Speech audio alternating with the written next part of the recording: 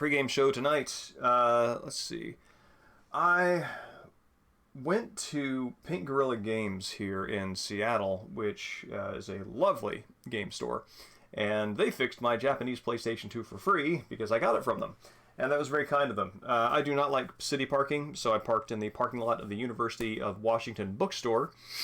And this was during hours when they do expect you to pay money to park there if, in fact, you are just going to park. However, you can get your parking validated at the bookstore. So, for a mere $2 more than would cost to pay for the parking, I could get a book at the bookstore and have my parking validated. So, this seems like a reasonable thing to me. So, I picked this up, which fit the price tag I was looking for. It was on clearance. Let's see. Silence in the Age of Noise by Erling Kagge. I don't know how to pronounce that name, but it's Kagge. This is a Nordic, looks like he's a publisher. He owns a publishing company and is also an explorer because he writes about trekking across the Antarctic as a way of locating a particular kind of silence. And yeah, it's very good. It is literally about being able to experience and savor silence, and in the event that you are unable to locate it in the world outside of you, to be able to create it inside you. And I value this very much, having moved into a city and having encountered a great deal more passive noise than I am used to. It is something worth being aware of as something lost and thinking meaningfully about how to do that. And I don't think that something like wind, I think there are certain rooms that you can be in that have soundproofing so effective that it actually takes away the minute echoes of, just like your clothes rustling, that sort of very small, untracked ambience. There's soundproofing that actually takes that away, and that there is a very surprisingly short countdown between somebody entering that room in good mental health and leaving it just a destroyed human being, because we need that sort of feedback, and when we don't have it, it plays havoc with our body and our mind, which are really two very much the same things. Anyway, so that's good. I'm enjoying reading that, and am looking forward to locating my own silences in the city. Movie-wise, I watched a movie by Kitano Takeshi titled A Scene by the Sea. And this is unintentionally appropriate for the Monkey Island setup here. It is Kitano Beat Takeshi is, of course, best known for a lot of his gangster films, the Yakuza films. And his most beloved of them, Sonatine and Hanabi, both integrate the Yakuza gangster sort of atmosphere, character palette, with an emotional, sort of very personal and heartfelt story of relationship. Excuse me. And this is that side of Kitano without the Yakuza. And it's about... And in talking about this, I am going to spoil the end of it a little bit, but really it's so much of it is about the journey that when the end hit, it was more of it really didn't feel like a punch of revelation. It felt like a cadence. And, you can't really spoil that kind of resolution because the impact depends entirely upon having been with the journey up to it. So simply knowing it doesn't impact it, in my opinion. However, if you're into spoilers or not into spoilers, there's that. Anyway, the story is about a deaf young man whose girlfriend is mute, and he is a garbage collector, and he comes upon, one day, a broken surfboard, which captures his imagination.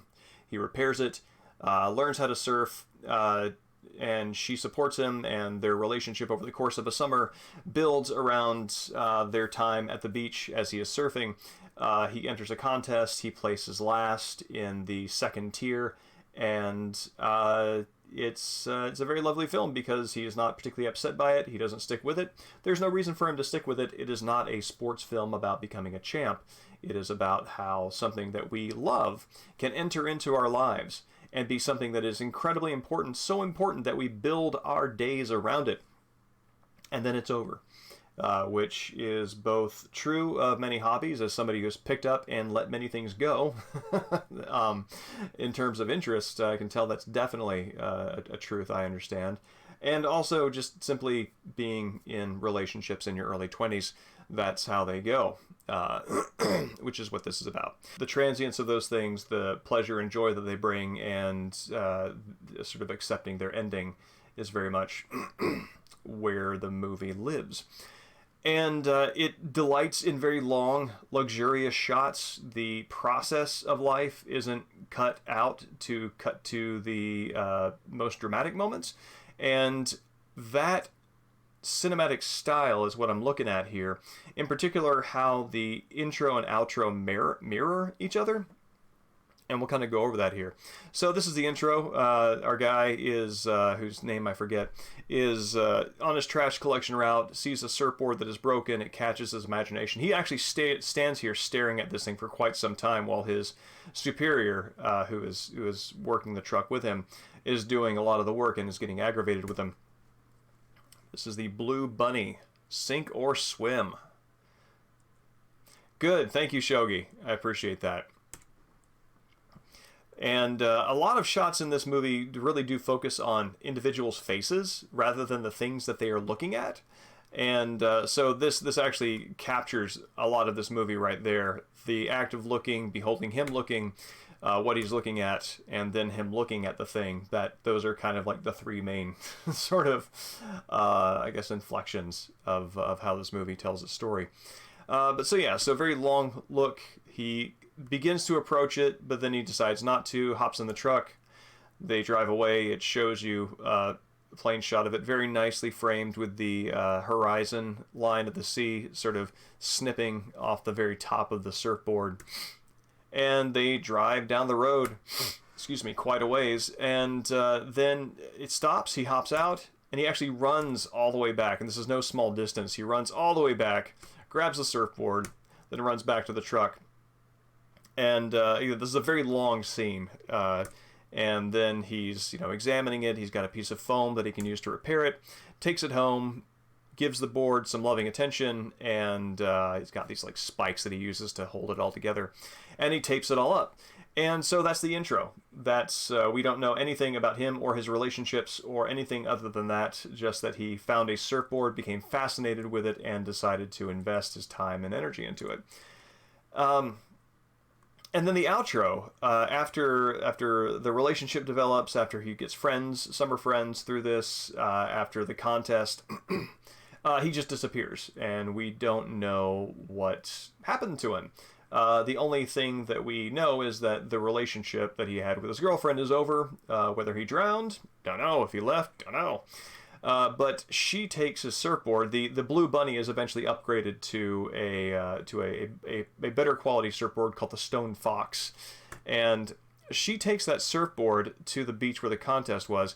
And this scene right here, where she is kind of decorating the surfboard, this lasts like a minute, and it does not give you special like a shot onto like what she's putting on there, her process, and nothing of that. It is just a minute of watching her give this thing this sort of like very loving attention, and then it cuts to her picking up the surfboard, walking away, walking away, walking away, walking to the sea, walking to the sea. And then it cuts to the surfboard itself. So you see, there's a use of distance and time and reflection in both the introduction, as he very sort of like dynamically realizes that he wants to make his summer about this, and as she is letting it go, and they're both sort of bookended by each of them giving the surfboard a very kind of loving attention. Him repairing it for a future, and her decorating this other surfboard to commemorate the past.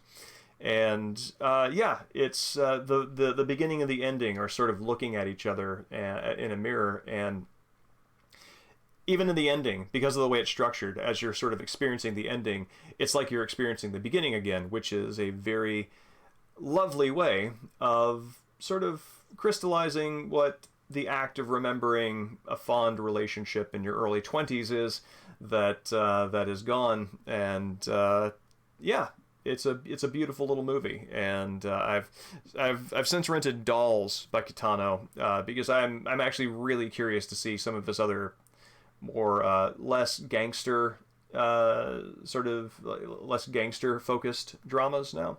So, but yeah, that's the pregame show.